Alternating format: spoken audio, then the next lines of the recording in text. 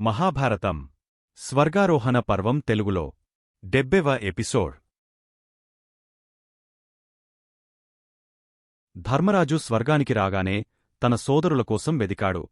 భీష్మ కర్ణాభిమన్యుల కోసం అటూ ఇటూ చూచాడు. కుంతి ద్రౌపదుల కోసం కలయచుచాడు. ఎవరూ కనిపించకపోయేసరికి స్వర్గాధిపతి నా సోదరులు ఎక్కడ అని అడిగాడు. ధర్మజా, స్వర్గానికి వచ్చికూడా నీకు భూలోక బాంధవ్యం పోలేదు. భవబంధ కారణమైన శరీరాన్ని నీవు వదిలేవరకు నీకు సుఖదుఃఖాలు తప్పవు అంటూ దేవదూతలను తోడిచ్చి నీవారిని చూచిరమ్మని పంపించాడు దేవేంద్రుడు. ధర్మరాజు 10 అడుగుల దూరం వెళ్లగానే దుర్యోధనుడు ఒక రత్నసింహాసనమీద కూర్చుని అమరభామల సేవలందుకుంటూ కనిపించాడు. అది చూచి ధర్మరాజు ఆశ్చర్యపడుతూ, దుర్యోధనుడు ఇక్కడున్నాడేమిటి? కులవధువును కులటను చేసి చీరలుడదించ ప్రయత్నించిన వీనికి సురలోక ప్రాప్తి ఎలా కలిగింది? దుర్మదంతో దుర్బుద్ధితో బంధుమిత్రపుత్ర పరివార సమేతంగా ప్రాణాలు బలిగొన్న తులువకు స్వర్గమా అధిక్షేపించాడు. ధర్మరాజు, కురుక్షేత్రంలో మరణించినవారికి స్వర్గనివాసం కలుగుతుందిగదా అన్నారు దేవదూతలు ముందుకు నడుస్తూ. ధర్మరాజు కొంతదూరం వెళ్లేసరికి భరించలేని దుర్గంధం వచ్చింది. ముక్కు రంధ్రాలు పగలిపోయేటంత చెడుకంపు కొట్టింది. ముక్కు నోరు మూసుకొని చీము నెత్తురు మలమూత్రాలు నిండిన వైతరణి నదిని చూచాడు. ధర్మజా, అదిగో చీము నెత్తురులతో మలమాంసాలతో నిండి ప్రవహిస్తున్న ఆ నదిపేరు వైతరణి అంటారు. పాపాత్ములందరూ ఈ నదిని ఈదవలసిందే. ఇదిగో ఇటు చూడు, దీనినే నరకలోకం అంటారు. ఎంతటి గొప్పవాడైనా చేసిన తప్పులకు ఇక్కడ శిక్ష అనుభవించవలసిందే. సర్వప్రాణ సమవర్తియైన ధర్మదేవుడు శిక్షలను నిర్ణయిస్తాడు. అదిగో చూడు, నరకలోకాన్ని పరిచయం చేశారు దేవభటులు. దేవభటులారా, ఏమిటి శిక్షలు? వివరణ అడిగాడు ధర్మజుడు.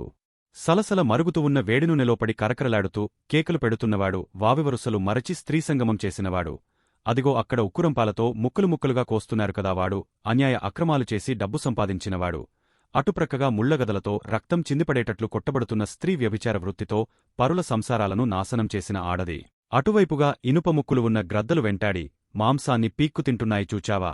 వాడు అన్నదమ్ములను, అక్కచెల్లెళ్లను, స్నేహితులను మోసం చేసినవాడు.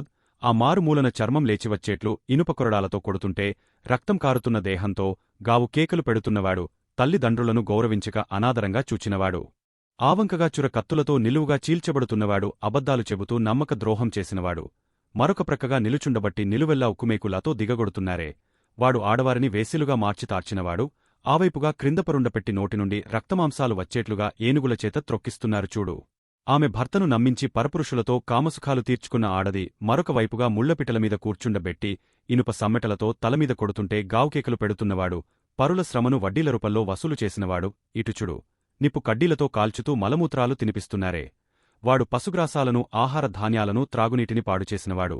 ఆవంక పరుండబెట్టి శరీరాన్ని చీల్చుతూ ఉప్పుకారాలు పెడుతున్నారే, వాడు పరుల సంసారాలను పాడుచేసినవాడు. అటుప్రక్కగా మదించిన విషసర్పాలు బుసలు కొడుతూ కరుస్తుంటే దారితెలియక పరుగులు తీస్తున్ నవాడు. స్త్రీలపై అత్యాచారమాన భంగాలు చేసినవాడు. ఇంకొక వంక చూడు, 2 కాళ్లను గుర్రాలకు కట్టి ముళ్లపొలాలలో లాగస్తుంటే దిక్కులు పగలేలా గావుకేకలు పెడుతున్నవాడు. బలహీనులను బాధించినవాడు. అటుదూరంగా ఇనుప మొసళ్లు నిండిన చెరువులో మొసళ్లు చీల్చి చీల్చి తింటున్నాయేవాడు. దోపిడి దొంగతనాలు చేసినవాడు. అక్కడ మొనదేరిన విషపు బాణాలతో శరీరమంతా చిల్లులు చేస్తుంటే దారితెలియక పరిగెడుతున్నవాడు. హత్యలు చేసినవాడు. అక్కడ శిక్షింపబడుతున్నవాడు కాముకుడు. ఆప్రక్క శిక్షింపబడుతున్నవాడు అబద్ధాలు చెప్పినవాడు. ఈవంక శిక్షింపబడుతున్నవాడు భార్యను బాధించినవాడు. ఆచోట శిక్షింపబడుతున్నవాడు గురువులకు ద్రోహం చేసినవాడు. అక్కడ ఘోరంగా శిక్షింపబడుతున్నవాడు దొంగగురువు. వాని ప్రక్కన శిక్షింపబడుతున్నవాడు యజమానిని మోసం చేసినవాడు. ధర్మరాజా, పాపాత్ములకు దుర్మార్గులకు చేసిన నేరానుసారంగా ఒక్కొక్కసారి ఒక్కొక్క శిక్ష చొప్పున అన్ని శిక్షలు అనుభవించవలసిందే. స్త్రీపురుష భేదం లేకుండా దయాదాక్షిణ్యరహితంగా అన్ని శిక్షలు అమలు చేస్తారు అని చెప్పారు దేవదూతలు. ఆ నరకలోకపు శిక్షలు చూడలేకపోయాడు ధర్మరాజు. ముందుకు నడువబోతుండగా ఎక్కడినుండో ఆర్తధ్వనులు వినిపించాయి. ధర్మజా, నీవిక్కడే కాసేపు నిలబడివుండు. నీరాకతో మాకు ప్రశాంతంగా హాయిగా ఉంది అన్నమాటలు వినిపించి అవి తన సోదరుల ఆర్తధ్వనులుగా గుర్తించాడు. అంటే తన సోదరులు ద్రౌపదితో సహా అందరూ నరకలోకంలో ఉన్నారని గ్రహింపురాగానే విలపించటం మొదలుపెట్టాడు. అప్పుడు దేవేంద్రుడు, యముడు అక్కడ ప్రత్యక్షమయ్యారు. వారిద్దరి రాకతో అక్కడి దుర్గంధమంతా పోయి పరిమళ సుగంధం వ్యాపించింది. పోతున్న ప్రాణం వచ్చినట్లుగా అనిపించింది ధర్మరాజుకి. అప్పుడు యమధర్మరాజు, నాయనా, ప్రతివారు యమలోక శిక్షలను, సురలోక సుఖాలను అనుభవించి తీరవలసిందే. ముందుగా నరకలోకం వచ్చినవారు తరువాత స్వర్గంలో శాశ్వతంగా ఉంటారు. ముందుగా స్వర్గసుఖాలు అనుభవించినవారు శాశ్వత నరకలోకదు ఖం అనుభవించి తీరవలసిందే. పుణ్యాత్ములకు పునర్జన్మ ఉండదు. ఇక్కడే ముక్తిని పొందుతారు. పాపాత్ములు నరకలోక శిక్షలు అనుభవించిన తరువాత మరలా మానవలోకానికే వెళ్లి కుక్క, పశువు, చీమ, దోమ మొదలైన 33 కోట్ల జీవరాశుల జన్మలు ఎత్తవలసిందే అంటూ వివరించాడు. దేవేంద్రుడు, ధర్మజా, కురుక్షేత్రయుద్ధంలో అశ్వత్థామ హతః కుంజరః అని అబద్ధం చెప్పి గురుమరణానికి కారకుడయ్యావు. నీవు ఆ కారణంగానే కొద్దిసేపైనా నీవు నరకంలో ఉండవలసి వచ్చింది. ధర్మరాజా, నీలోని ఈ భౌతిక వాసనలు దూరం కావాలి. అదిగో అక్కడ కనిపిస్తున్న పుణ్యనదిలో స్నానంచేసి అని దేవేంద్రుడు ఆజ్ఞాపించగానే ధర్మరాజు వెళ్లి నదిలో మునిగాడు. వెంటనే ధర్మజుని మానవదేహం పోయింది. ఆత్మమాత్రమే మిగిలింది. తరువాత ధర్మరాజు భీష్మ, కర్ణ, భీమ, అర్జున, నకుల, సహదేవ, కుంతి, ద్రౌపది, అభిమన్యు, ఘటోత్కచ ఉపపాండవాదులతో కొంతకాలం స్వర్గలోకంలో ఉండిపోయాడు. ఆ తరువాత కురుపాండవులలోని పుణ్యమూర్తులందరూ ముక్తిని పొందారు. కృష్ణుడు నారాయణాంశలో లీనమయ్యాడు. భీష్ముడు అష్టవసువులలో కలసిపోయాడు. ద్రోణాచార్యుడు బృహస్పతిలో విలీనమయ్యాడు. గాంధారి, ధృతరాష్ట్రులు గంధర్వులలో కలసిపోయారు. ధర్మరాజు యమునిలో, కర్ణుడు సూర్యునిలో కలసిపోయారు. అర్జునుడు ఇంద్రునిలో, నకుల, సహదేవులు అశ్విని దేవతల్లో లీనమయ్యారు. ద్రౌపది అగ్ని దేవునిలో విలీనమయ్యింది. రుక్మిణీ, సత్యభామాది అష్టభార్యలు శ్రీ మహాలక్ష్మిలో లీనమయ్యారు. ఉపపాండవులు 5 విశ్వేదేవతల్లో కలసిపోయారు. అభిమన్యుడు చంద్రునిలో లీనమయ్యాడు. దుర్యోధనుడు కలిపురుషునిలో కలసిపోయాడు. ద్రుపద, విరాట, భూరిశ్రవ, శల్య, ఉత్తరులు విశ్వేదేవతల్లో విలీనమయ్యారు. కృష్ణుని 16,000 మంది భార్యలు విష్ణులోక అప్సరసలయ్యారు. బలరాముడు ఆదిశేషునిలో విలీనమయ్యాడు. దుశ్శాసన, సైంధవులు కలిపురుషునిలో కలసిపోయారు. ఘటోత్కచుడు గంధర్వులలో లీనమయ్యాడు. కురుక్షేత్రంలో మరణించిన వారందరూ స్వర్గలోకం చేరుకొన్నారు. యదిహస్తి తదన్యత్ర యస్నహస్తి నతత్ క్వచిత్ స్వస్థిర్భవతు యదక్షర పదభ్రష్ట మాత్రాహినంచ యద్భవేత్ తత్సర్వం క్షమ్యతాం దేవ. నారాయణ నమోస్తుతే. స్వస్తి ప్రజాభ్యపరిపాలయంతాం న్యాయేన మార్గేణ మహిసాన్హ గోబ్రాహ్మణేభ్య శుభమస్తు నిత్యం లోకాన్హ సమస్తాన్హ సుఖినో భవంతు. చంద్రవంశం, కురువంశం. అనంత సృష్టి ప్రారంభంలో పరమేష్ఠి కుడికాలి నుండి దక్షుడు, ఎడమకాలి నుండి ధరణీదేవి పుట్టారు. వీరిద్దరికీ 9 కుమార్తెలు కలిగారు.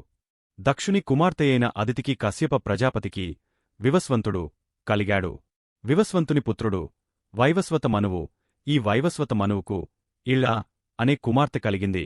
ఇళాదేవిని చంద్రుని కుమారుడైన బుధుడు వివాహం చేసుకొన్నాడు.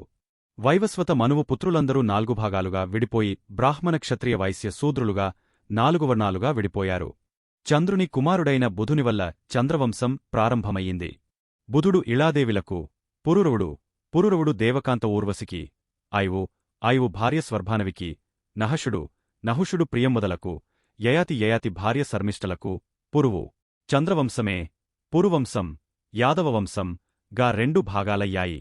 పురువు భార్య కౌసల్యలకు జనమేజుడు అనంతాదేవిలకు, ప్రాచిసుడు అస్మికిదేవిలకు, సమ్యాతి వరాంగలకు, అంహమ్యాతి భానుమతిలకు, సార్వభాముడు సునందాదేవిలకు, జయత్సేనుడు మర్యాదాదేవిలకు, అరిహుడు అంగీదేవిలకు, మహాభౌముడు సుపుష్పలకు, ఐతానికుడు కామాదేవిలకు, అక్రోధనుడు కరంభలకు, దేవతిథి మర్యాదాదేవిలకు, రుచికుడు భార్య సుదేవిలకు, రుక్షుడు భార్య జ్వాలలకు, మతినారుడు వాహినీదేవిలకు, ఇలీలుడు భార్య రథంతరిలకు, దుష్యంతుడు శకుంతలలకు, సర్వదమన భరతుడు. ఈ భరతునివల్లనే భరతఖండం, భరతదేశం, భరతవంశం అని పేర్లు కలిగాయి. సర్వదమన భరతుడు సునందినిలకు, భూమన్యుడు విజయలకు, సుహోత్రుడు సువర్ణలకు, హస్తినాపురం ఈయనే నిర్మించాడు. హస్తినాపురమే ఈనాటి ఘిల్లినగరం. హస్తి యశోధరలకు, వికుంకనుడు సుదేవిలకు, అజమిజుడు కైకేయులకు, సంవర్ణుడు తపతిదేవిలకు, కురువు. ఈయనతో పురువంశమే కురువంశం గా మార్పు చెందింది. కురువు శుభాంగలకు, విదూరథుడు సంప్రియలకు, అనసుడు అమృతాదేవిలకు, పరీక్షకుడు సుయసలకు, భీమసేనుడు, భీమసేనుడు కుమారిదేవిలకు ప్రతిస్రవసువు, ప్రతిస్రవసువు పుత్రుడు ప్రదీపుడు, ప్రదీపుని పుత్రుడు సంతనుడు. మహాభారత ఇతిహాసం ఈ సంతన మహారాజుతోనే ప్రారంభం జరుగుతుంది. మహాభారతం ఇంతటితో సమాప్తం. మా వీడియో మీకు నచ్చినట్టు అయితే లైక్ చేయండి, షేర్ చేయండి, కామెంట్ చేయండి. ముఖ్యంగా సబ్స్క్రైబ్ చేసుకోవడం మరచిపోకండి. మీ సలహాలు సూచనలు ఏమైనా ఉంటే కామెంట్ చేయండి. సోషల్ మీడియాలో ఫాలో అవ్వండి. ఆదిపర్వం నుండి స్వర్గారోహణ పర్వం వరకు పీడీఎఫ్ కింద డిస్క్రిప్షన్లో ఉంది, డౌన్లోడ్ చేసుకోండి. ముందు వీడియోస్ చూడకపోతే కింద లింక్స్ ఉన్నాయి చూడండి.